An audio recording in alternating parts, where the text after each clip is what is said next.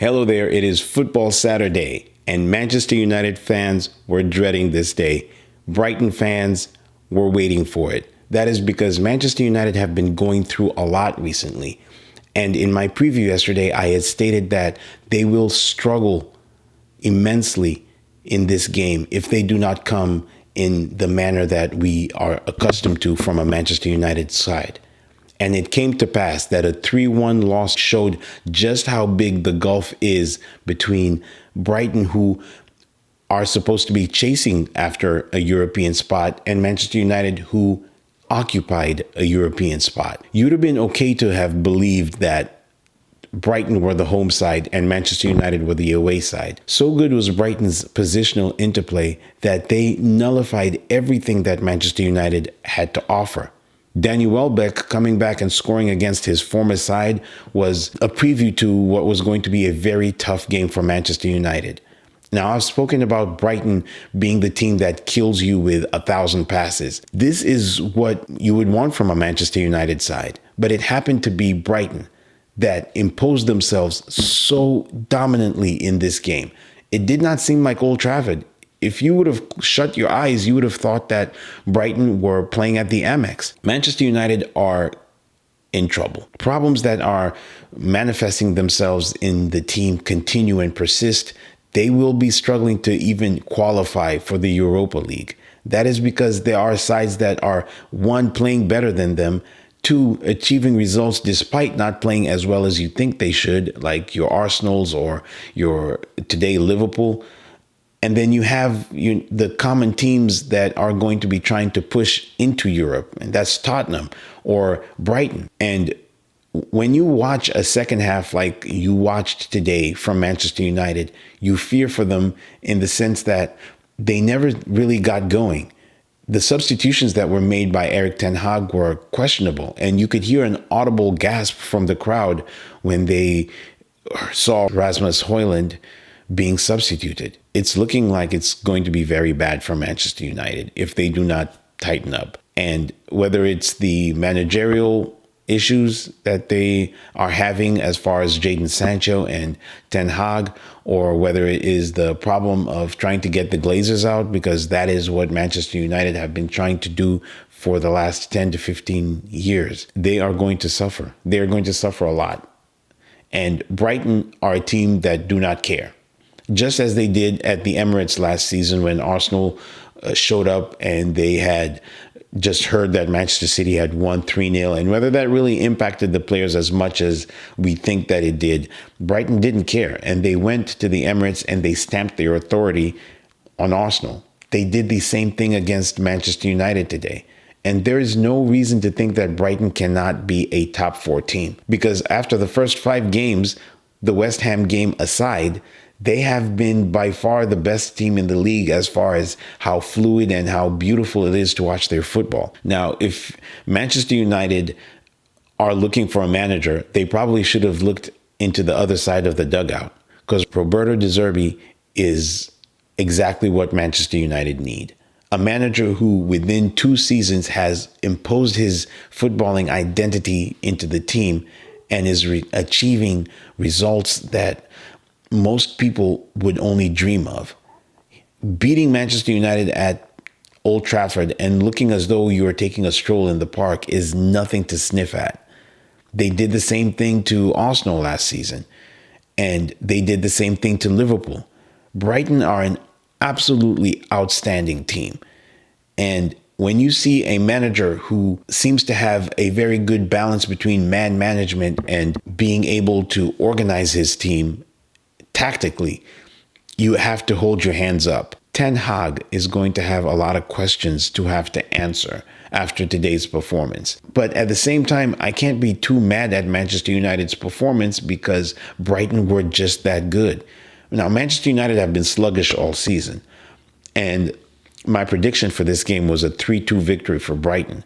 But this scoreline, in my opinion, flattered Manchester United. Brighton looked like they could have won this game 5 or 6. And the goal by Hannibal, it speaks volumes about Manchester United, because when you have a young player coming into the team and he's the one who seems to rouse the crowd a lot more than the players such as Rashford or your Casemiro, who was anonymous in this game, you have to question exactly what's going on at Manchester United. Now, look, a lot of opposing fans, myself included, would be enjoying this because of the years of dominance that we saw Manchester United exert on the league. The Fergie years were very painful for Liverpool fans and Arsenal fans and maybe Chelsea fans when they were not winning the title. But there is something about watching this and saying, is this really Manchester United? Is this Man United? Is this the team that we have known for all these years as the dominant force in English football? They are a pale shadow of the teams that Alex Ferguson was able to create. And I'm pretty sure wherever he's sat right now, he is wondering what is happening to the team, what is happening to the management squad, what's happening to the ownership. The Glazers need to relinquish this team for Manchester United to be able to move forward. And if they don't do that, they risk harming the money-making machine that Manchester United is. Because Manchester City are growing in stature, Arsenal are coming back into who they used to be, and Liverpool are always going to be Liverpool. Liverpool have not won a title for 30 years until 2020, and they are still one of the biggest teams in the world, with a fan base that stuck by them through all those years. And while Manchester United's fan base will stick by them, years gone past, a Phil Foden would have been nicked by Manchester United and would have been part of their academy.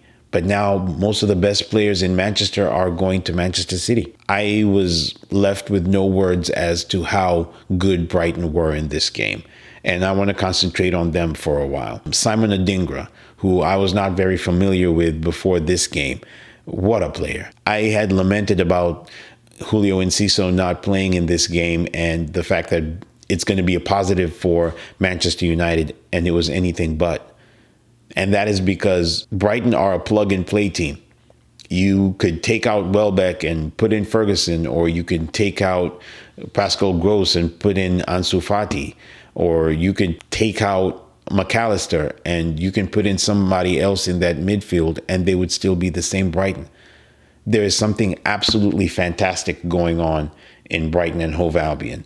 And the one thing that they don't want to lose right now is the manager, because he seems as though he can take whatever piece he is dealt with and he can turn it into gold. The likes of Dortmund or your Juventus or Inter, one of these big European clubs needs to capture this guy while he is still at Brighton. Now, I personally wouldn't want that for Brighton. From a neutral standpoint, you would want him to stay at Brighton because he is making a very compelling case as one of the best managers in the league. And even more so, it's just so beautiful to see a team that would normally be mid-table or sometimes fighting relegation absolutely tearing it up against the big teams. Think about the results Brighton have had against these big teams. They went to the Emirates and won 3-0. They've now gone to Old Trafford and won 3-1 comfortably. This is now the third game in a row they've beaten Manchester United. They went and beat Liverpool 3-0 at the Amex last season in a game in which Liverpool did not look as though they could compete.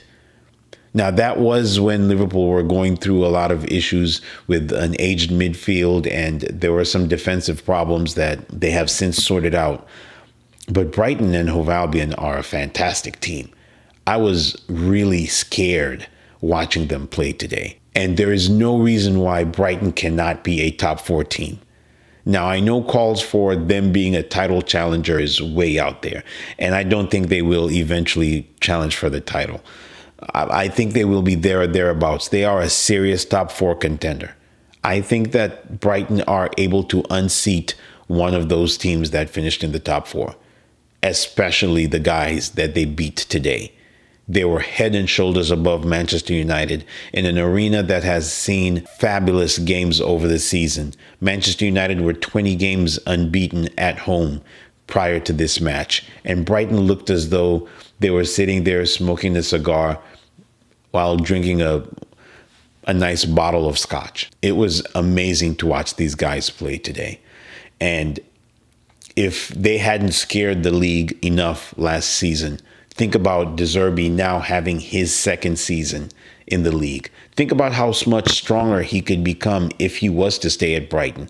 And if they actually were to give him even better tools to operate with. Now, Manchester United will also need to do something about their ownership structure because it seems to be pressing upon the team. It seems to be hindering any type of progress. Whenever a manager does not know what's going on above him, you will notice that the teams do not perform well. And I've been worried about Manchester United from a neutral standpoint for a while now. And today's game looked as though they were out of their depth in their own stadium. And that is very worrying, considering the fact that they still have to face City. They still have to face Liverpool. They still have to face other teams that might knock them down a peg. It is worrying for Manchester United. And even more so for Ten Hag, who looked very confused towards the end of the match. He was tactically outstripped by Roberto De Zerbi. And this is going to be worrying for Manchester United. But that's all I've got for this review. What do you think about Manchester United's performance today? Do you agree with me? This is a shadow of the team that we have known for the last 30 or so years. Leave your comments down below. It's been your boy Izzy, and I will catch you on the next one. Peace.